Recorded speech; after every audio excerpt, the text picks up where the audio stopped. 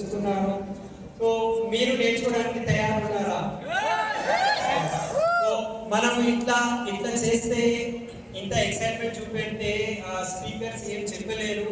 So speaker లోపల అయితే best ఉన్నది అది తీయాలి అనుకుంటే మీ లోపల ఎక్సైట్మెంట్ ఉండాలి. ఇంత సరళంగా ఉంటే ఎవరు ఇక్కడ మంచిగా మాట్లాడలేరు. సో మీ యొక్క ఎక్సైట్మెంట్ చూపెట్టాలి ఇక్కడ.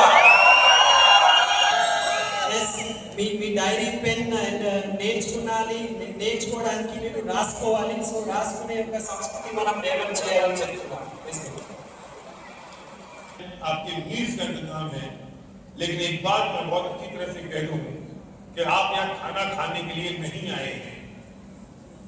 ये मेरी टीम का काम है कि आपके फूड का इंतजाम करें, लेकिन ये हमारी जिम्मेदारी है कि हमारा फोकस खाना है या लर्निंग है।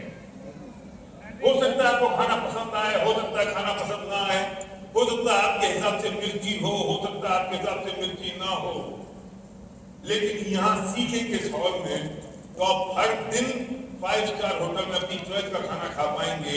वो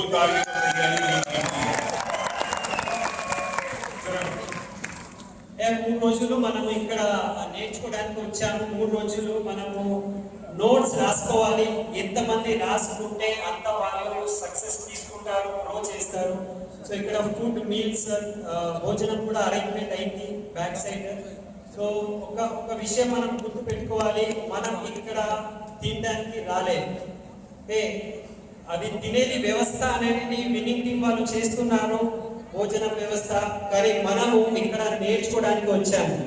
కాకపోవచ్చు మీకు అది పెట్టిన భోజనం నచ్చుతుందా లేదా, మంచిగా మీకు అనిపిస్తుందా లేదా, దాంట్లో కారం ఎంత ఉంటుంది అది తెలియదు. కానీ అది ఇంపార్టెంట్ కాదు. మనం ఇక్కడ నేర్చుకోవడానికి వచ్చాము. ఇది నేర్చుకుని ఒకవేళ మనం ఫాలో చేస్తే రాబోయే కాలంలో రోజు మీరు 5 స్టార్ హోటల్లో తినొచ్చు అని చెప్తున్నాను.